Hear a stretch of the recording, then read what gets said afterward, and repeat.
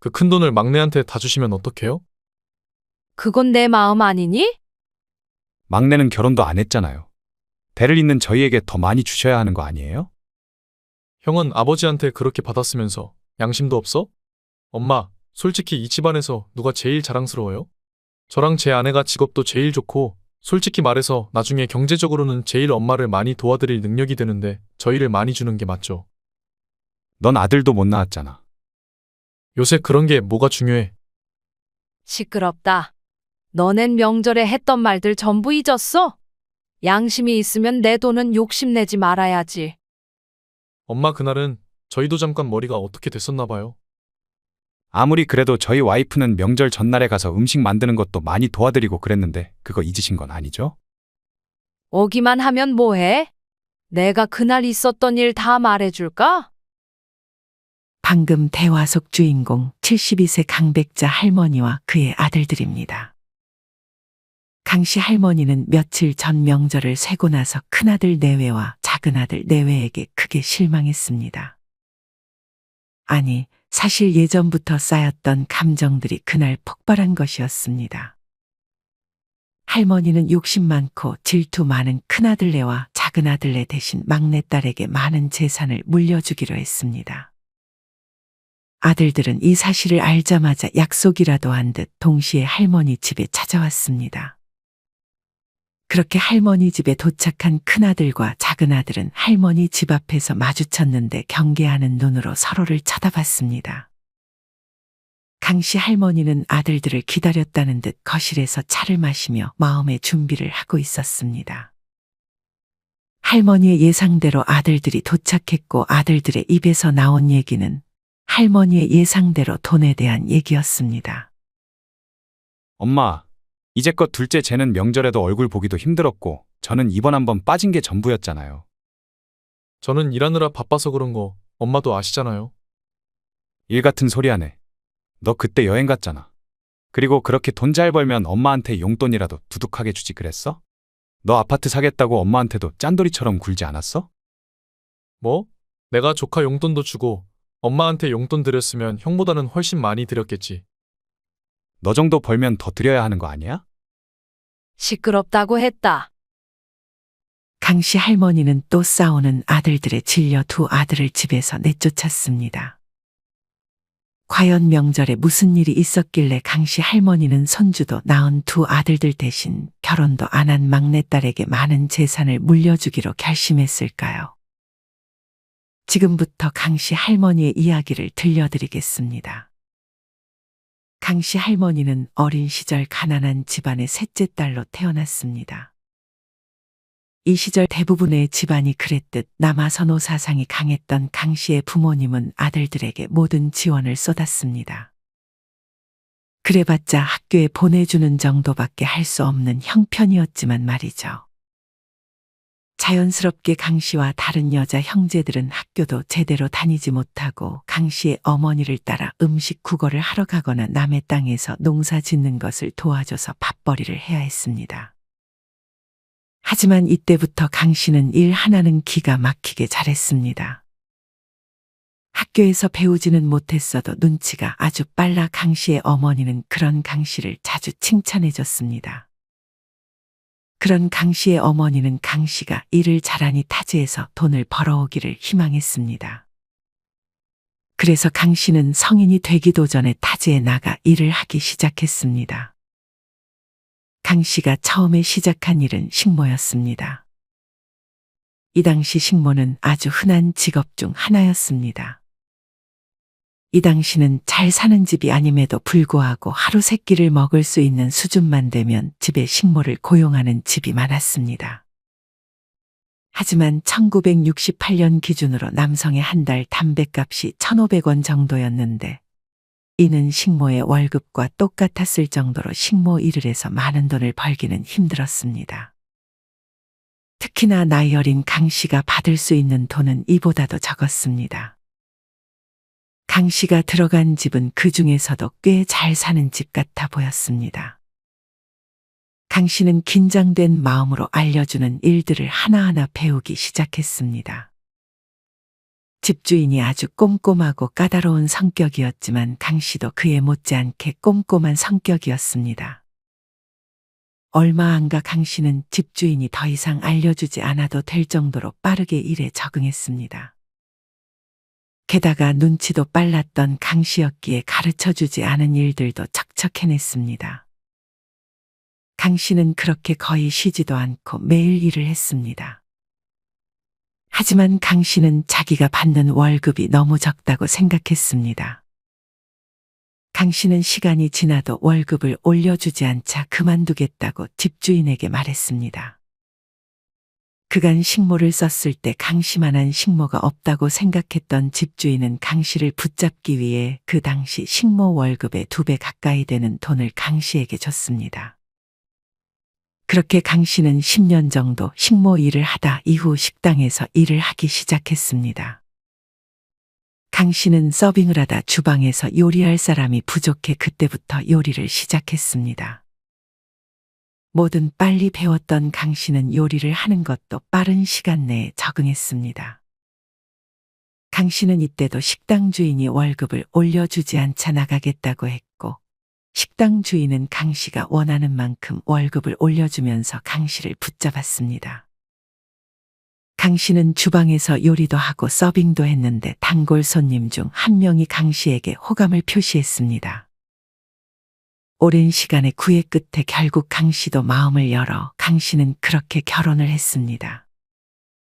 남편은 약간 가부장적이긴 했지만 자상한 면도 많았습니다. 강 씨의 남편은 재산을 어느 정도 물려받은 상태에서 결혼을 했습니다. 강 씨는 이맘쯤 음식 만드는 재능을 살려 시장에서 반찬 가게를 열었고, 남편은 공사장에서 일을 하고 있었습니다. 강 씨와 남편은 그래도 여유가 있는 편이었기에 3명의 자녀를 낳았습니다. 강 씨는 남편의 여동생의 도움을 받아 아이들을 키우면서 가게를 운영했습니다. 물론 자녀를 봐주는 고모에게 돈도 넉넉하게 챙겨주었습니다. 그렇게 강 씨는 가정을 만들면서 행복한 하루하루를 보냈습니다. 어느덧 시간이 흘러 강 씨의 큰아들은 평범한 회사원이 되었고, 어릴 때부터 욕심이 많고 야망이 컸던 둘째 아들은 사업가가 되었습니다. 막내딸은 조용조용한 성격이었는데 강 씨처럼 요리를 배우며 조용히 자신의 가게를 준비하고 있었습니다. 강 씨의 자식들이 독립할 때쯤 강 씨의 남편은 몸이 점점 안 좋아졌습니다. 담배는 피지 않았지만 남편은 술을 좋아해 거의 매일같이 술을 마셨습니다. 강 씨는 어차피 잔소리하면 싸움만 날 것이 뻔하다고 생각해 그런 남편을 말리지 않았습니다. 하지만 강 씨는 얼마 안 가 이 행동을 후회했습니다. 남편이 병원에서 간암 판정을 받았기 때문이었습니다. 일은 당연히 그만두어야 했고, 강 씨는 이때도 고모의 도움을 받아 남편을 돌봤습니다. 이때까지만 해도 경제적인 여유는 있었기 때문에 돈 걱정은 크게 하지 않았지만, 그래도 병원비가 얼마까지 나올지 알 수 없어 강 씨는 이때부터 평소보다 더 아껴가며 살기 시작했습니다. 남편을 돌봐주는 고모에게 이전에 자식들 돌봐줄 때와 마찬가지로 강 씨는 섭섭치 않게 돈을 줬고, 그동안 강 씨는 가게에 나가서 돈을 벌었습니다. 하지만 남편의 상태는 점점 심해지고 있었습니다. 남편은 세상을 떠나기 전에 자식들에게 재산을 물려줬습니다. 물론 그 절반은 강 씨에게 물려줬고, 나머지 절반을 자식들에게 나눠서 물려줬습니다. 딸에게는 거의 물려주지 않았고, 이맘쯤 큰 손주를 안겨준 첫째에게 제일 많은 돈을 물려줬습니다. 큰아들과 작은아들은 아버지가 몸이 안 좋아져 일을 그만둘 당시에 결혼을 한 상태였습니다. 작은아들이 아이를 먼저 가졌지만 손녀가 태어났고, 이후 바로 큰아들이 손자를 낳으면서 강 씨의 남편은 대를 잇는 큰아들에게 더 많이 재산을 물려줬던 것이었습니다. 막내딸은 이때까지도 결혼 생각이 없어 보였습니다. 그렇게 미리 재산을 물려주고 강 씨 남편의 임종이 찾아왔습니다. 이때 막내딸은 며칠째 강 씨와 남편의 옆을 지키고 있었고 큰아들 내외도 병원을 찾아왔습니다. 병원에 도착한 큰며느리는 얼굴에 불만 가득한 표정이었습니다. 당신 동생이랑 동서는 또 늦는 거야? 일이 바쁜가 보지. 아무리 일이 바빠도 이런 날은 자리를 지켜야 하는 거 아니야? 큰며느리는 항상 둘째 내외에게 불만이 많았습니다. 그도 그럴 것이 항상 둘째네는 바쁘다는 핑계로 가족 행사에서 빠지거나 온갖 바쁜 척을 하며 얼굴도 잠깐만 비추고 가는 경우가 많았기 때문이었습니다. 명절에도 둘째 며느리는 음식 차리는 것을 도우러 오지 않았고 항상 큰 며느리만 강 씨를 도왔습니다. 하지만 그렇게 도와주러 온 큰 며느리는 음식하는 것을 제대로 돕지 않고 궁시렁대며 거실에서 거의 쉬기만 했습니다. 그렇게 둘째네는 강 씨의 남편이 세상을 떠난 직후에야 얼굴을 비쳤습니다. 큰아들과 큰며느리는 그런 둘째네가 마음에 들지 않았지만 괜히 잘나가는 둘째네에게 말을 시원하게 하지 못하고 있었습니다. 둘째의 사업은 꽤 잘 되고 있었고 둘째 며느리는 의사였습니다. 강 씨는 그냥 바쁜가 보다 하고 최대한 이해해주고자 노력했습니다. 이후 장례식도 마찬가지였습니다. 장례식 내내 큰며느리는 강 씨 옆을 지키긴 했지만 말 그대로 옆에 있기만 했고 강 씨를 대신해 조문객에게 무언가를 가져다 준다든지 하지는 않으며 그저 둘째네를 욕하기 바빴습니다. 막내딸만이 유일하게 강 씨를 제대로 잘 도와줬고 둘째네는 이를 핑계로 장례식장에 오랜 시간 자리를 지키지 않았습니다.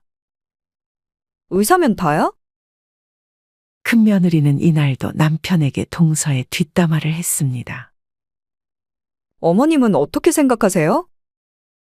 큰며느리는 강 씨와 둘째 며느리 사이의 이간질을 시도했습니다. 그냥 바쁜가 보지. 자기 편을 들어주지 않는 강 씨를 큰며느리는 별로 마음에 들어하지 않는 눈치였습니다. 그렇게 장례식까지 마치고 강 씨는 남편이 없는 삶에 적응하기 시작했습니다.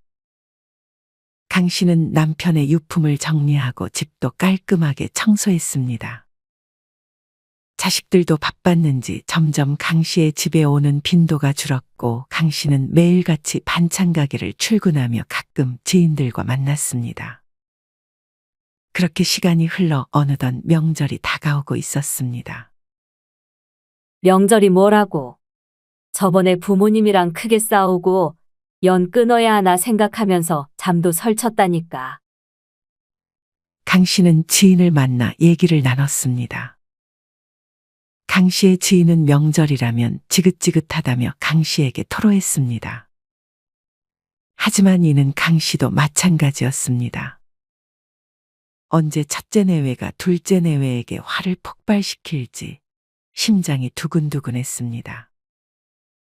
이후 명절 전날 막내딸이 아침 일찍 강 씨의 집에 도착했고 점심 지나서 큰아들과 큰며느리가 얼굴을 비쳤습니다. 이때쯤 강 씨는 음식할 준비를 하고 있었습니다. 원래 강 씨는 오전에 음식을 했는데 어느 순간부터 큰며느리는 음식을 다 할 때쯤에 도착해서 벌써 음식을 다 했냐며 음식하기 싫어서 늦게 온 건 아니라고 해명했습니다. 그런 큰며느리가 꼴보기 싫어 강 씨는 이때부터 큰며느리가 도착할 때쯤 음식을 하기 시작했습니다. 하지만 큰며느리는 자기가 음식을 하게 되자 불만이 많은 듯 했습니다. 하지만 안 도와줄 수도 없어 강 씨 옆에서 강 씨의 막내딸과 함께 음식하는 것을 도와주기 시작했습니다. 큰며느리는 그러면서 거실에서 아무것도 안 하고 TV를 보고 있는 남편이 자기를 도와주지 않자 남편에게 신경질을 내기 시작했습니다. 큰며느리는 음식을 하다 말고 남편에게 좀 도우라고 잔소리했습니다. 어차피 내가 가면 자리도 없고 방해만 될 거야. 똥손이라 요리도 못하는 거 알잖아. 큰며느리는 그런 남편이 별로 마음에 들지 않는 눈치였습니다. 시대가 어느 시대인데 여자만 음식 차려. 큰며느리는 강 씨가 옆에 있음에도 혼잣말을 말했습니다. 그러고는 또 동서는 왜 안 오는 거냐며 남편에게 물었습니다. 자기는 자기 동생한테 잔소리 한마디도 못해? 큰 며느리는 이제 남편과 동생을 이간질하기 시작했습니다.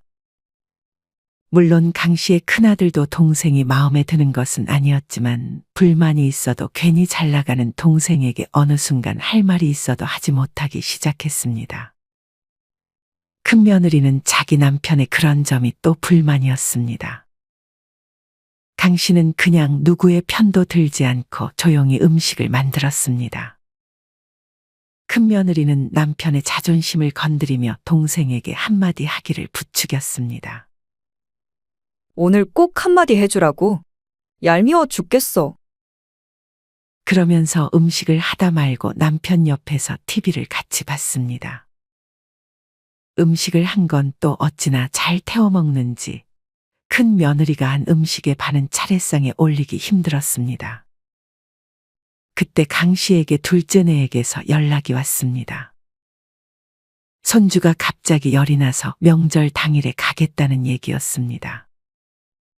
둘째네는 손주가 아픈가 보네. 내일 오겠대. 강 씨는 별 생각 없이 둘째의 연락을 첫째와 큰 며느리에게도 알렸습니다. 맨날 저 핑계대면서 안 오네. 우리 나이가 8개월일 때도 꼬박 참석했는데?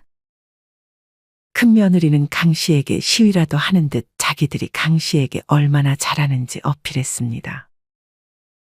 둘째네는 의도한 건지는 모르겠지만 가족 행사나 명절이 오면 아이가 아프다는 말을 많이 하기는 했습니다. 그렇다고 해서 어디가 어떻게 아프냐며 진단서라도 떼오라고 할 수는 없는 노릇이었습니다.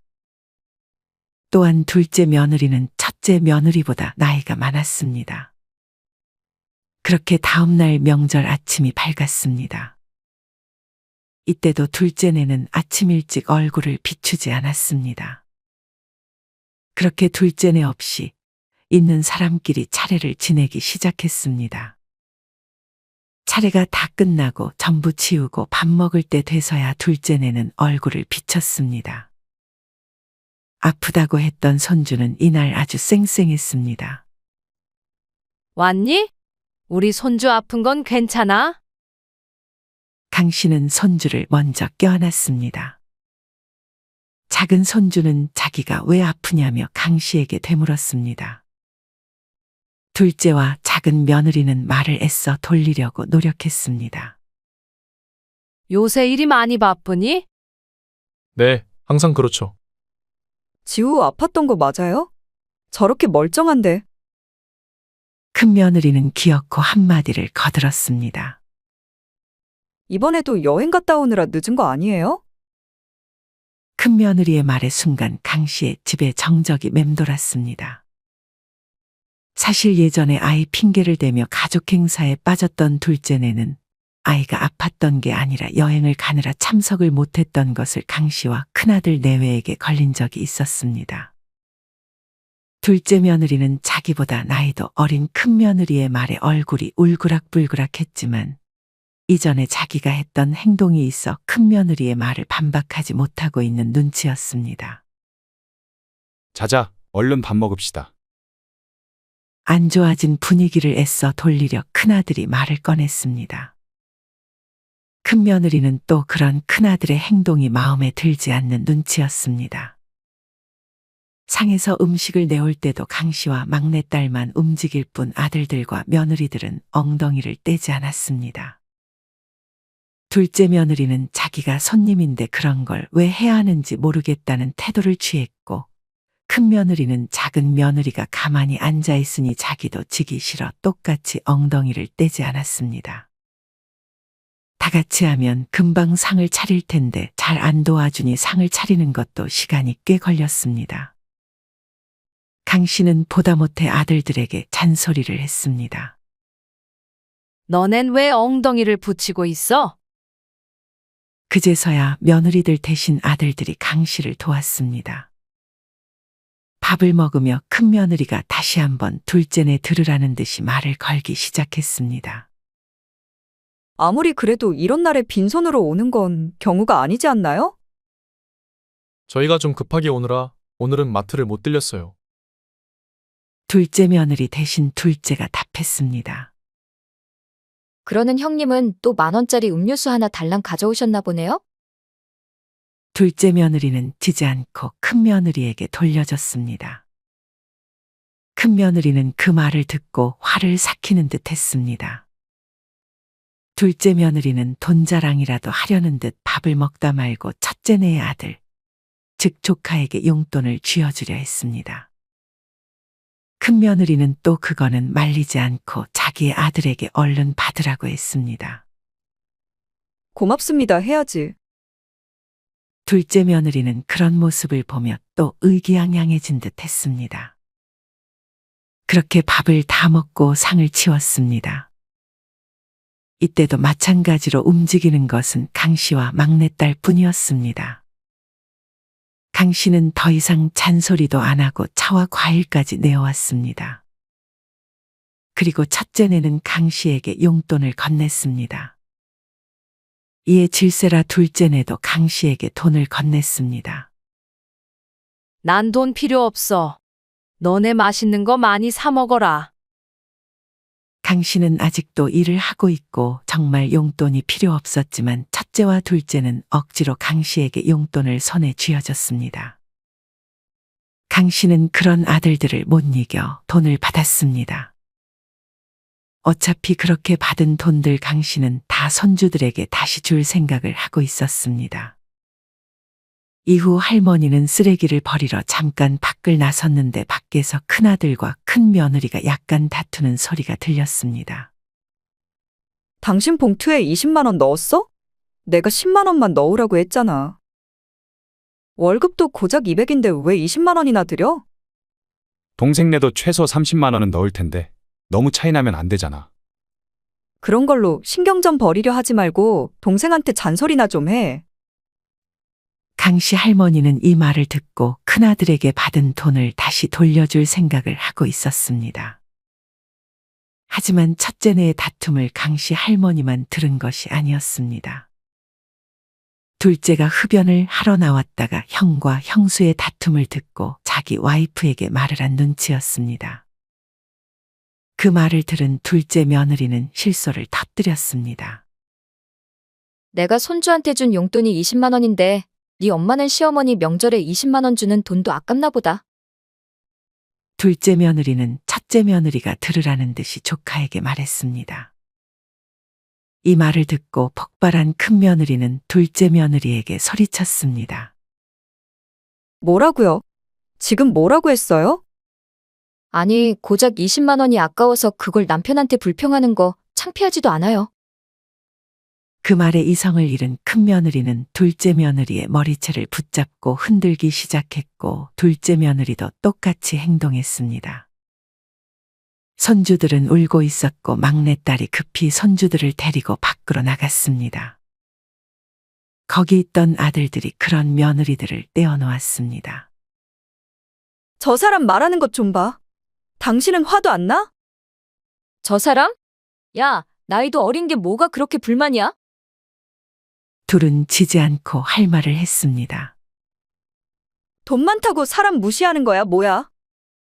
돈 없으면 성격이라도 좋아야지. 아무리 그래도 왜 말을 그렇게 해요? 갑자기 싸움에 큰아들이 참전했습니다. 형까지 왜 그래? 이에 질세라 작은 아들도 싸움에 끼어들었습니다. 강 씨가 보기에 명절에 참 개판이 따로 없었습니다. 강 씨는 헛웃음이 나왔습니다. 그만해라. 강 씨의 한마디에 며느리들은 서로 붙잡고 있던 머리채를 놓고 소파에 앉았습니다. 어머님, 제가 그래도 큰 며느리인데 저한테 이렇게 하는 게 말이 되나요? 너네 다 잘한 거 없다. 그렇게 정적이 몇 분간 흘렀습니다. 이후 둘째가 분이 풀리지 않았는지 다시 말을 꺼내기 시작했습니다. 형네는 아버지한테 재산도 많이 물려받았으면서 뭐가 그렇게 불만이야? 둘째는 형을 보면서 말했지만 사실상 형수에게 말을 한 거나 다름없었습니다. 그 얘기가 갑자기 여기서 왜 나와? 형네가 우리 욕 자꾸 하는 거 우리가 모를 것 같아? 제사도 앞으로 우리가 지낼 거고, 솔직히 너넨 가족 행사에 잘 참여하지도 않잖아. 대신 우린 그만큼 엄마한테 용돈 두둑히 보내주잖아. 너는 재산 안 물려받았어? 왜 아버지 재산 다 내가 받은 것처럼 말해? 그래도 제일 많이 물려받았으면 엄마한테 잘해야 하는 건 당연한 거 아니야? 너넨 우리보다 적게 받았으니까 아버지 임종 때도 안 온 거야? 왜 말을 그렇게 해? 그땐 일이 바빴다니까. 그 말을 어떻게 믿어? 그날도 여행 간 거 아니야? 뭐? 이젠 며느리들의 싸움이 형제들의 싸움으로 번지려고 했습니다. 옆에서 큰 며느리는 형제들의 싸움을 더욱 부추기려 했습니다. 저희는 재산 받은 만큼 이미 값 다 치렀어요.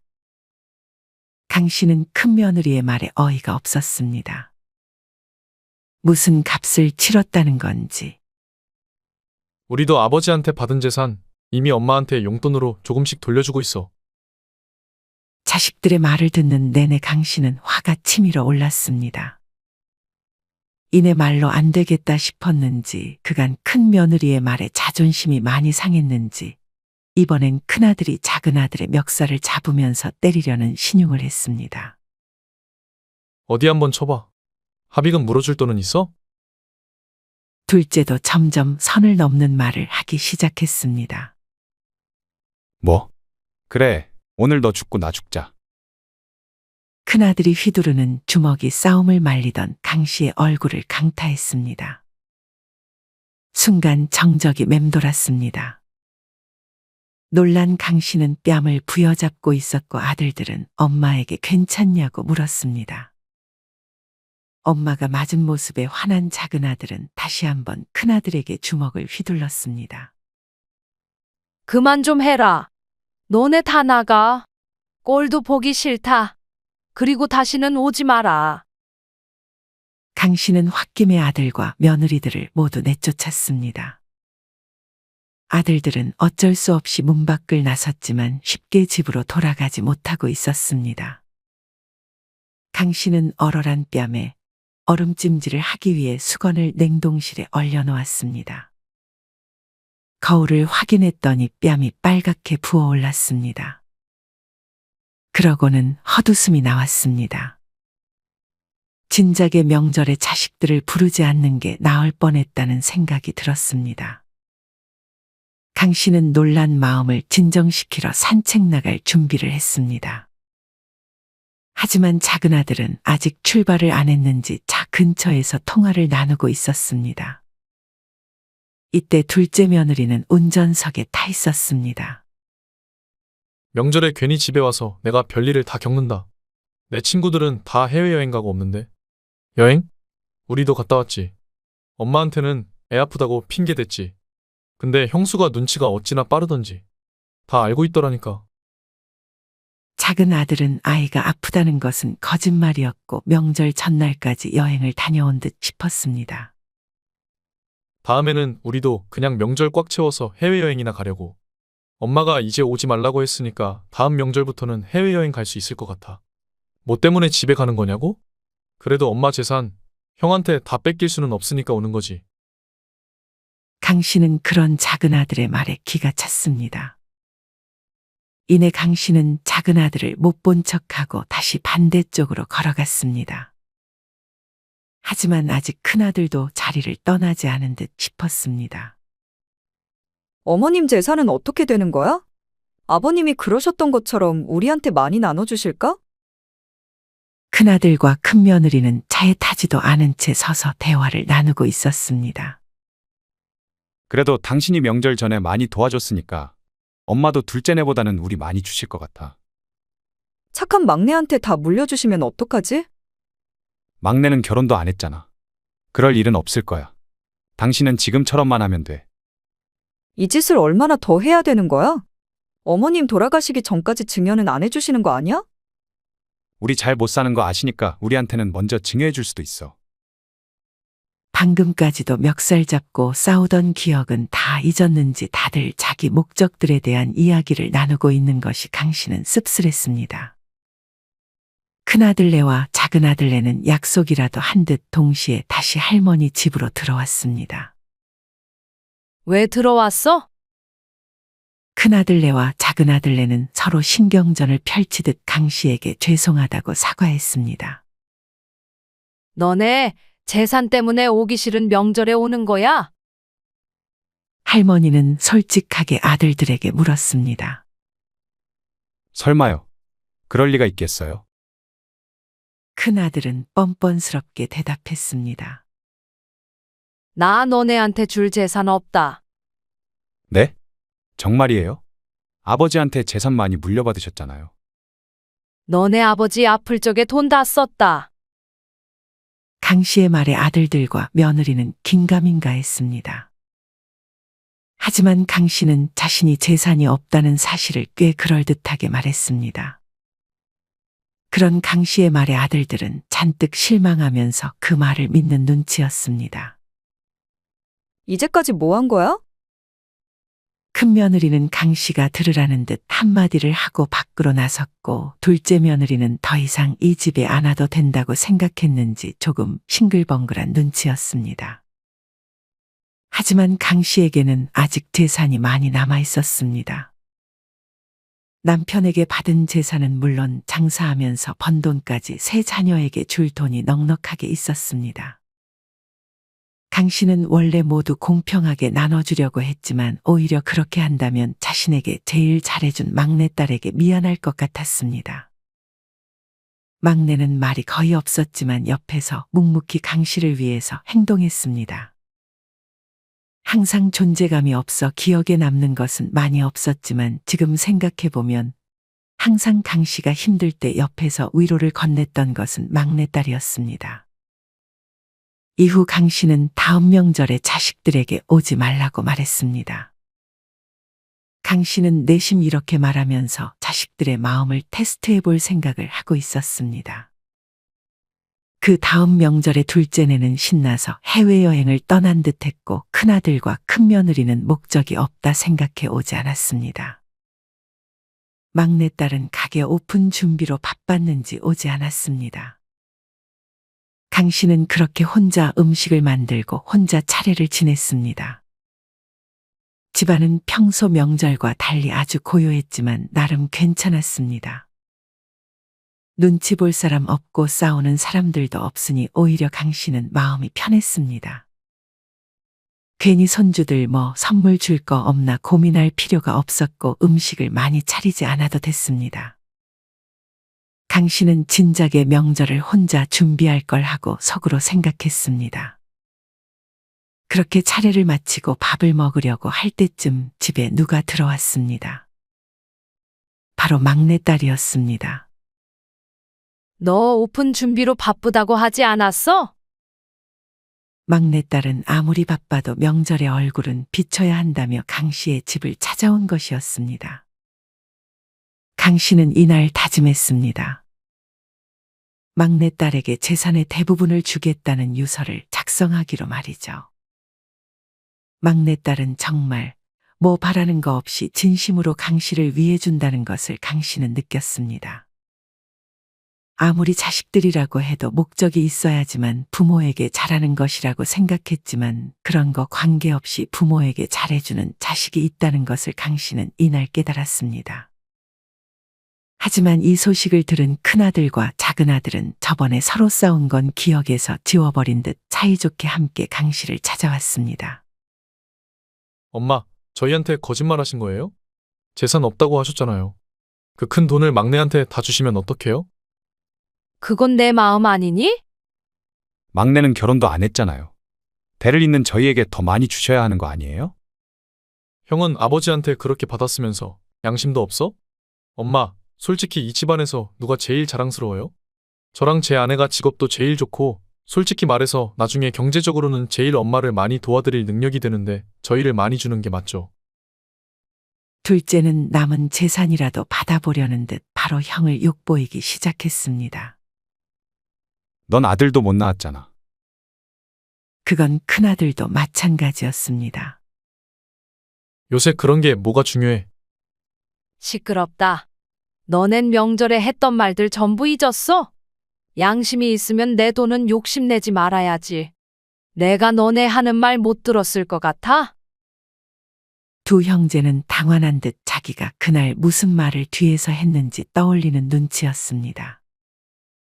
엄마 그날은 저희도 잠깐 머리가 어떻게 됐었나 봐요. 아무리 그래도 저희 와이프는 명절 전날에 가서 음식 만드는 것도 많이 도와드리고 그랬는데 그거 잊으신 건 아니죠? 오기만 하면 뭐해? 내가 그날 있었던 일 다 말해줄까? 이제껏 둘째 쟤는 명절에도 얼굴 보기도 힘들었고 저는 이번 한 번 빠진 게 전부였잖아요. 저는 일하느라 바빠서 그런 거 엄마도 아시잖아요. 일 같은 소리 하네. 너 그때 여행 갔잖아. 그리고 그렇게 돈 잘 벌면 엄마한테 용돈이라도 두둑하게 주지 그랬어? 너 아파트 사겠다고 엄마한테도 짠돌이처럼 굴지 않았어? 뭐? 내가 조카 용돈도 주고 엄마한테 용돈 드렸으면 형보다는 훨씬 많이 드렸겠지. 너 정도 벌면 더 드려야 하는 거 아니야? 시끄럽다고 했다. 강 씨는 이런 자식들의 싸움이 지긋지긋했습니다. 막내는 내가 재산 물려주기 전부터 나 모시고 살겠다고 말했다. 그게 진심이겠어요? 말은 안 해도 그게 다 속으로 계산된 행동이라고요. 그럼 너네가 나 모시고 살래? 그럼 너네한테 재산 다 주는 걸로 내가 유서 받고마. 그건 당연히 아들들은 답을 하지 못했습니다. 막내는 그럼 엄마한테 뭘 그리 잘했는데요? 항상 조용해서 존재감이 없었던 막내가 어떻게 강 씨를 대했는지 아들들은 잘 알지 못하는 듯 했습니다. 아들들은 막내를 욕보이려 했지만 할머니는 그런 아들들의 말을 더 이상 듣지 않았습니다. 남은 재산이라도 가지고 싶으면 행동 똑바로 해라. 나한테 하는 만큼 난 너네한테 돌려줄 거다. 이후 지속적으로 아들들은 막내딸을 견제했지만 막내의 행동을 보면 막내는 강 씨를 진심으로 생각하는 것을 이후에도 강 씨는 느낄 수 있었습니다. 막내는 강 씨와 같이 살자고 했지만 강 씨는 지금 혼자 지내는 삶이 좋았습니다. 물론 나중에 자식들의 행동이 어떻게 바뀔지는 알 수 없었고 자신도 어떻게 바뀔지 알 수 없었지만 강 씨는 지금 건강하고 경제적으로 여유 있는 생활에 만족해하며 안 좋은 것보다는 좋은 생각들을 많이 하며 하루하루를 보내고 있습니다. 여러분은 이런 강 씨의 이야기를 어떻게 들으셨나요? 명절에 자식들과 며느리들이 치고받고 싸우고 멱살을 잡는 모습을 지켜본 강 씨 할머니를 생각하면 안쓰러운 마음이 드는 것 같습니다. 여러분이 만약 주인공 강 씨라면 오늘 이야기 속 아들들과 며느리들이 진짜 내 아들 며느리라고 생각했을 때 어떻게 대처하셨을 것 같으신가요? 이와 관련하여 여러분의 자유로운 생각들을 댓글로 남겨주세요. 이상으로 오늘의 영상을 마치겠습니다. 우리 모든 구독자분들의 행복한 여생을 응원합니다. 다음에 더 흥미로운 이야기로 찾아뵙겠습니다. 감사합니다.